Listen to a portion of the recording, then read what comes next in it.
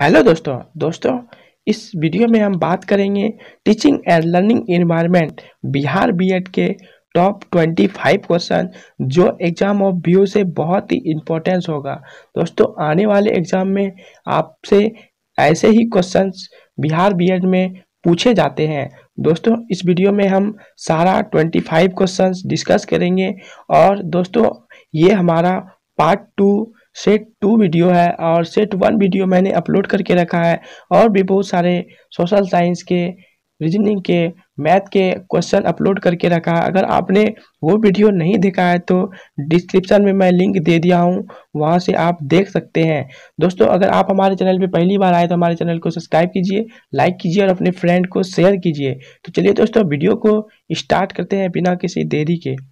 तो दोस्तों देख सकते हैं यहाँ पे पहला हमारे पास क्वेश्चन है। क्वेश्चन कह रहा है कक्षा में उत्पन्न दुर्व्यवहार को सर्वोत्तम तरीके से निम्नलिखित आधार पर स्पष्ट किया जा सकता है। छात्राओं का अनुपयुक्त पारिवारिक वातावरण, विद्यालय नियमों को लागू करने में विसंगतियां, या फिर ऑप्शन नंबर सी शिक्षकों द्वारा अपनाए जाने वाली दोषपूर्ण दंड नीति, या फिर ऑप्शन नंबर डी छात्रों की आवश्यकताओं की पूर्ति में उत्पन्न बाधाएं। तो बताइए इसका राइट आंसर क्या होने वाला है। तो इसका राइट आंसर जो है वो हो जाएगा हमारा ऑप्शन नंबर डी, छात्रों की आवश्यकताओं की पूर्ति में जो है वो उत्पन्न बाधाएं हैं। ठीक है, चलिए नेक्स्ट क्वेश्चन देख लेते हैं। देखिए नेक्स्ट क्वेश्चन कह रहा है करके सीखने का सिद्धांत लर्निंग बाय डूइंग क्यों महत्वपूर्ण है। क्योंकि ऑप्शन नंबर ए जो है क्योंकि यह अध्यापक का श्रम बचाता है। बी कह रहा है क्योंकि इसमें बालक स्वयं क्रिया द्वारा सीखता है।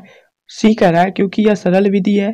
डी कह रहा है क्योंकि यह कम खर्चीला विधि है। तो बताइए करके सीखने का सिद्धांत जो है ये क्यों महत्वपूर्ण है। तो इसका राइट आंसर क्या हो जाएगा। तो इसका राइट आंसर जो है क्योंकि इसमें बालक स्वयं क्रिया द्वारा सीखता है। ठीक है, option number B is right. चलिए नेक्स्ट क्वेश्चन देख लेते हैं। प्रोजेक्ट प्रणाली, प्रोजेक्ट मेथड के प्रतिपादक कौन है। जॉन डीवी, प्रोकैपिट्रिक्स, हर्वाट या सल चार्ल्स। तो बताइए इन चार ऑप्शनों में से जो है वो प्रोजेक्ट प्रणाली के प्रतिपादक कौन है। तो इसका राइट आंसर जो है वो जॉन डीवी हो जाएंगे। ठीक है, प्रोजेक्ट प्रणाली के प्रतिपादक कौन है, जॉन डीवी है। चलिए नेक्स्ट क्वेश्चन देखते हैं। प्रोजेक्ट प्रणाली आधारित है चयन के सिद्धांत पर, प्रेरणा के सिद्धांत पर, करके सीखने के सिद्धांत पर या नियमीकरण के सिद्धांत पर। तो बताइए इसका राइट आंसर क्या हो जाएगा।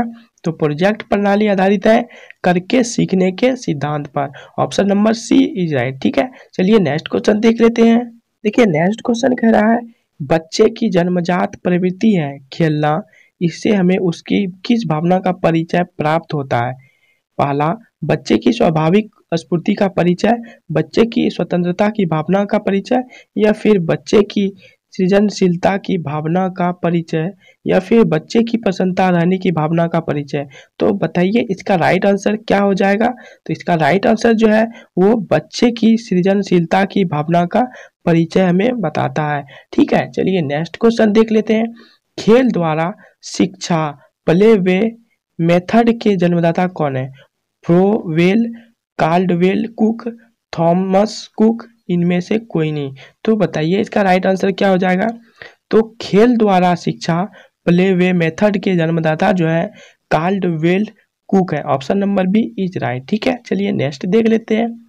प्रश्न पूछते समय यह ध्यान रखना लाभदायक होगा कि छात्रों को प्रश्नों के उत्तर पूर्ण रूप से पहले ही ना बताए जाए, छात्रों की तर्क शक्ति का उपयोग किया जाए, या फिर ऑप्शन सी देखिए कह रहा है छात्रों को उत्तर स्पष्ट न बताकर तत्व संबंधी उदाहरण प्रत्यय रूप से दिए जाए, या फिर उपयुक्त सभी बातों का ध्यान रखा जाए। तो बताइए इसका राइट आंसर क्या हो जाएगा। ये सारा जो है उपयुक्त सभी बातों का ध्यान रखा जाए, ऊपर जितने भी ए बी और सी जो है बात दिए गए हैं वो सारे बातों का ध्यान रखा जाए। चलिए नेक्स्ट क्वेश्चन देख लेते हैं। दिए गए प्रश्नों का उत्तर गलत देने पर अध्यापक को चाहिए कि वह ऑप्शन नंबर ए गलत उत्तर देने वाले छात्रों को दंडित करें, ऑप्शन बी उत्तर की औषधियों को स्वयं ठीक करके छात्रों को समझाएं। ऑप्शन सी, कक्षा के विद्यार्थियों की सहायता से उत्तर ठीक करवाएं। ऑप्शन डी, उस प्रश्न को छोड़कर पुनः दूसरा प्रश्न उस छात्र से करवाएं। तो बताइए इसका राइट आंसर क्या हो जाएगा। तो इसका राइट आंसर जो है कक्षा के विद्यार्थियों की सहायता से जो है उत्तर ठीक करवाएं। ठीक है, option number C is right. चलिए नेक्स्ट देख लेते हैं। प्रायः कमजोर या शर्मीले छात्र प्रश्नों के उत्तर देने में झिझकते हैं। अध्यापक को चाहिए कि वह, पहला ऑप्शन कह रहा है, तब तक उससे प्रश्न न पूछे जब तक कि वे स्वयं को उत्तर देने योग्य न समझे। ठीक है। दूसरा ऑप्शन कह रहा है, दूसरे छात्रों से उसकी तुलना करके उन्हें यह बताएं कि वे कितने कमजोर हैं। तीसरा ऑप्शन कह रहा है, सहानुभूति में प्रेम पूर्वक उन्हें उत्तर देने के लिए प्रेरित करें। चौथा कह रहा है, उत्तर न देने पर उन्हें यथोचित दंड दें। तो बताइए इसका राइट आंसर क्या हो जाएगा। तो इसका राइट आंसर जो है सहानुभूति एवं प्रेम पूर्वक उन्हें उत्तर देने के लिए प्रेरित करें, उसे जागृत करें। तो ऑप्शन नंबर सी जो है हमारा राइट हो जाएगा। ठीक है, चलिए नेक्स्ट क्वेश्चन देख लेते हैं। देखिए नेक्स्ट क्वेश्चन कह रहा है, पाठ्य पुस्तकों के विषय में कौन सा कथन अनुचित होगा। पहला, पाठ्य पुस्तकों की सहायता से एक निश्चित समय में विभिन्न विषयों का ज्ञान प्राप्त किया जा सकता है। दूसरा ऑप्शन कह रहा है, पाठ्य पुस्तकों की सहायता से विद्यार्थी कक्षा में सुनी कई बातों को घर पर भी समझ सकता है तथा पुनरावृत्ति का कार्य आसानी से कर सकता है। तीसरा ऑप्शन कह रहा है, पाठ्य पुस्तकों से प्राप्त ज्ञान पूर्ण रूप से व्यवहारिक होता है अतः इसकी अत्यधिक उपयोगिता है। या फिर चौथा, अधिकांशतः यह पाया जाता है कि पाठ्य पुस्तकों का प्रयोग विद्यार्थियों में रटने की प्रवृत्ति को बढ़ाता है। तो बताइए इसका राइट आंसर क्या हो जाएगा। तो इसका राइट आंसर जो है हमारा ऑप्शन नंबर सी हो जाएगा। पाठ्य पुस्तकों से प्राप्त ज्ञान पूर्ण रूप से व्यवहारिक होता है अतः उसकी अत्यधिक उपयोगिता है, वे सबसे बहुत जरूरी है पाठ्य पुस्तकों से पूर्ण ज्ञान। ठीक है, तो ऑप्शन नंबर सी जो है वो राइट हो जाएगा। चलिए नेक्स्ट देख लेते हैं। गृह कार्य देते समय यह ध्यान रखना चाहिए कि वह, पहला, मात्रा में अधिक ना हो तथा स्वाध्याय को प्रोत्साहित देने वाला हो। दूसरा कह रहा है, बालकों को पहले से कक्षा में बताया ना गया हो। तीसरा कह रहा है, छात्रों को घर में ही व्यस्त रख सकने लायक हो। या फिर चौथा, लिखित रूप में ही हो, मौखिक ना हो। तो बताइए इसका राइट आंसर क्या हो जाएगा। तो इसका राइट आंसर जो है मात्रा में अधिक ना हो तथा स्वाध्याय को प्रोत्साहित देने वाला हो। ठीक है, चलिए नेक्स्ट क्वेश्चन देख लेते हैं। नेक्स्ट क्वेश्चन कह रहा है, अध्यापक को चाहिए कि वह पाठ पढ़ाने से पूर्व बालकों की स्मरण शक्ति का परीक्षण कर ले, या फिर पाठ का सारांश बालकों को बता दे, या फिर पाठ विषयक बालकों के पूर्व ज्ञान की चर्चा कर ले, या फिर ऑप्शन नंबर डी कह रहा है, पाठ के विषय में पहले सब कुछ बता दें। तो बताइए इसका राइट आंसर क्या हो जाएगा। तो इसका राइट आंसर जो है ऑप्शन हमारा सी हो जाएगा। पाठ विषयक बालकों के पूर्व ज्ञान की चर्चा कर लें। ठीक है, चलिए नेक्स्ट क्वेश्चन देख लेते हैं। देखिए, दृश्य श्रव्य सामग्री के उपयोग के विषय में कौन सा कथन ठीक है। पहला, दृश्य श्रव्य सामग्री का उपयोग तभी किया जाए जब बच्चे उसके प्रति उत्सुक दिखाई दे। दूसरा कह रहा है, दृश्य भव्य सामग्री का उपयोग पाठ के आरंभ में किया जाना चाहिए। तीसरा कह रहा है, भव्य श्रव्य सामग्री का उपयोग शिक्षण सोपान की विषय वस्तु के अनुरूप किया जाना चाहिए। चौथा कह रहा है, दृश्य श्रव्य सामग्री का उपयोग पाठ के अंत में किया जाना चाहिए। तो बताइए इसका राइट आंसर क्या हो जाएगा। तो इसका राइट आंसर जो है हमारा ऑप्शन नंबर सी जो है राइट हो जाएगा। दृश्य श्रव्य सामग्री का उपयोग जो है शिक्षण सोपान की विषय वस्तु के अनुरूप किया जाना चाहिए। चलिए नेक्स्ट देख लेते हैं। विद्यालय में कार्यानुभव के अंतर्गत नर्सरी तैयारी करानी है किंतु छात्र काम करने से कतरा रहे हैं, आप उन्हें क्या करेंगे। पहला ऑप्शन जो है, अपने कठोर अनुशासन के बल पर काम करने को विवश करेंगे, या फिर सामाजिक कार्य पर प्रभावात्मक भाषण देंगे, या फिर स्वयं कार्य में भाग लेकर प्रेरित करेंगे, या फिर स्वतंत्र छोड़ देंगे। तो बताइए इसका राइट आंसर क्या हो जाएगा। तो किसी काम को करने के लिए स्वयं कार्य में भाग लेकर प्रेरित करना होगा। ठीक है, तो ऑप्शन नंबर सी जो है इसका राइट हो जाएगा। चलिए नेक्स्ट देख लेते हैं। आपके कक्षा शिक्षण में एक छात्र आपसे प्रश्न पूछता है, उसका जिसका उत्तर देने में आप अपने को असमर्थ पाते हैं, ऐसी स्थिति में आप क्या करेंगे? पहला ऑप्शन है उस छात्र पर ध्यान नहीं देंगे, दूसरा प्रश्न ही गलत है कहकर छात्र को संतुष्ट करेंगे, या फिर तीसरा छात्र को डांट कर बैठा देंगे, या फिर चौथा दूसरे दिन सही उत्तर बताने का वादा करेंगे। तो बताइए इसका राइट आंसर क्या हो जाएगा? तो इसका राइट आंसर जो है दूसरे दिन सही उत्तर बताने का वादा करेंगे और दूसरे दिन उसे सही उत्तर बताएंगे। चलिए नेक्स्ट देख लेते हैं। नेक्स्ट क्वेश्चन का मातृभाषा मदर टंग किसे कहते हैं? समाज द्वारा स्वीकृत मानक भाषा, माँ से सीखी हुई भाषा, उपयुक्त दोनों या इनमें से कोई नहीं। तो बताइए इसका राइट आंसर क्या हो जाएगा? तो मातृभाषा समाज द्वारा स्वीकृत मानक भाषा को ही मातृभाषा कहा जाता है। इसका ऑप्शन ए जो है वो राइट हो जाएगा। ठीक है, चलिए नेक्स्ट देख लेते हैं। आज के वैज्ञानिक युग में छात्रों को आध्यात्मिक का ज्ञान देना आपके विचार में है पिछड़ापन है, या असंभव है, या आवश्यक है, अनावश्यक है, या फिर आवश्यक है? तो बताइए इसका राइट आंसर क्या हो जाएगा? तो आज के वैज्ञानिक युग में जो है छात्रों को आध्यात्मिक का ज्ञान देना जो है आपके विचार में जो है वो बहुत ही आवश्यक है। ठीक है, ऑप्शन नंबर डी जो है इसका राइट आंसर हो जाएगा। चलिए नेक्स्ट देख लेते हैं। विद्यालय के सांस्कृतिक कार्यक्रम में एक अध्यापक के रूप में आप, पहला ऑप्शन है सक्रिय सहयोग देंगे, दर्शक बनकर कार्यक्रम का आनंद लेंगे, या फिर उस दिन अवकाश ले लेंगे, या फिर आकर्षक वस्त्र में मुख्य अतिथि का ध्यान आकर्षण करना चाहेंगे। तो बताइए इसका राइट आंसर क्या हो जाएगा?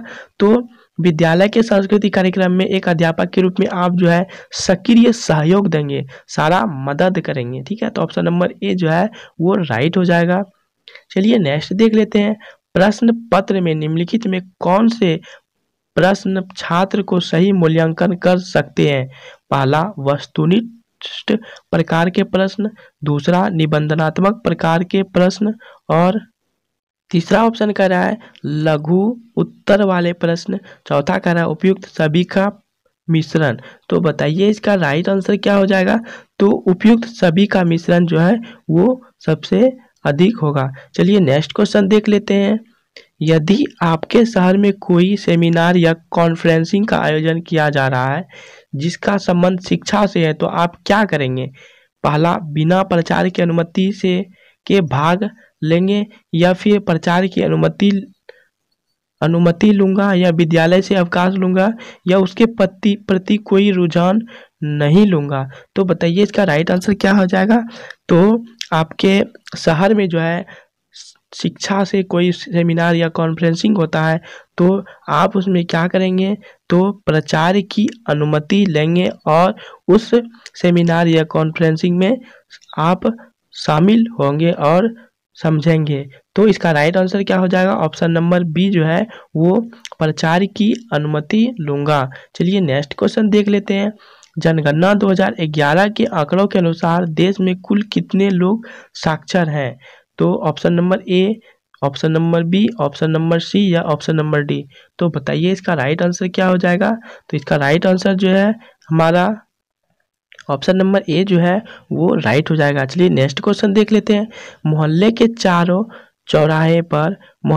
चौराहे पर कुछ लड़कों का झुंड हमेशा खड़ा रहता है जो आते जाते लड़कियों पर टीका टिप्पणी करता रहता है। उस मोहल्ले के निवासी होने के नाते आप क्या करेंगे? ऑप्शन पहला है आपकी लड़की अभी बहुत छोटी है अतः आप इस ओर से उदासीन रहेंगे।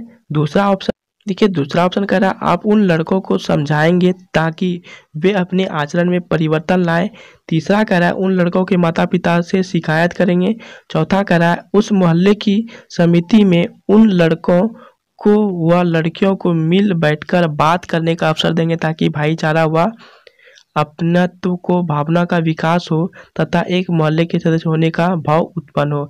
तो बताइए इसका राइट आंसर क्या हो जाएगा? तो इसका राइट आंसर जो है वो आप उन लोगों को समझाएंगे ताकि वे अपने आचरण में परिवर्तन ला सकें, दोबारा ऐसी गलती वो नहीं कर सके। तो इसका right answer option number B हो जाएगा। ठीक है, तो चलिए नेक्स्ट देख लेते हैं।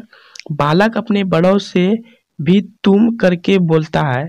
इस अवशिष्ट अशिष्ट व्यवहार को दूर करने के लिए आप क्या करेंगे? पहला ऑप्शन है बालक को सबके सामने प्रताड़ित करेंगे। दूसरा कह रहा है बालक को समझाएंगे कि अपने से बड़ों को आप कहा जाता है। तीसरा कहेंगे अपने से बड़ों को भूलकर भी तुम नहीं कहेंगे। चौथा ऑप्शन देखिए क्या कह रहा है, देखिए आप बालक को आप कहकर संबोधित करने लगेंगे। तो बताइए इसका राइट आंसर क्या हो जाएगा? तो इसका राइट आंसर जो है बालक को समझाएंगे कि अपने से बड़ों को आप कहा जाता है, तुम नहीं। ठीक है, तो इसका राइट आंसर क्या हो जाएगा? Option number B. चलिए नेक्स्ट क्वेश्चन देख लेते हैं। देखिए नेक्स्ट क्वेश्चन कह रहा है किसी कक्षा की परीक्षा के लिए सर्वोत्तम परीक्षा विधि क्या हो सकती है? व्याख्यात्मक प्रश्न विधि, वस्तुनिष्ठ प्रश्न विधि, मौखिक प्रश्न विधि या वस्तुनिष्ठ एवं व्याख्यात्मक दोनों का मिश्रित रूप। तो बताइए इसका राइट आंसर क्या हो जाएगा? तो इसका राइट आंसर जो है ऑप्शन नंबर डी हो जाएगा। चलिए नेक्स्ट क्वेश्चन देख लेते हैं और इस वीडियो का अंतिम क्वेश्चन है। देखिए शिक्षा के क्षेत्र में ली जाने वाली परीक्षा में हम यह जान सकते हैं कि पहला ऑप्शन विद्यार्थी कितना बुद्धिमान है, अध्यात्मक द्वारा पढ़ाया गया कार्य विद्यार्थी किस प्रकार प्रस्तुत करता है, या फिर विद्यार्थी पूरे वर्ष में किए गए कार्य का कितना भाग याद कर सकता है, विद्यार्थी का शैक्षिक विकास सही दिशा में हो रहा है या नहीं। तो बताइए इसका राइट आंसर क्या हो जाएगा? तो शिक्षा के क्षेत्र में ली जाने वाली परीक्षा में जो है हम यह जान सकते हैं कि विद्यार्थी का शैक्षिक विकास सही दिशा में हो रहा है या नहीं हो रहा है। तो ऑप्शन नंबर डी जो है इसका राइट हो जाएगा। दोस्तों आपको ये वीडियो कैसा लगा हमें कमेंट करके, और हमारे चैनल पे अगर आप पहली बार आए तो हमारे चैनल को लाइक ज़रूर करें और सब्सक्राइब ज़रूर करें। दोस्तों तो चलिए मिलते हैं नेक्स्ट वीडियो में अगले टॉपिक के साथ। तब तक के लिए बाय बाय।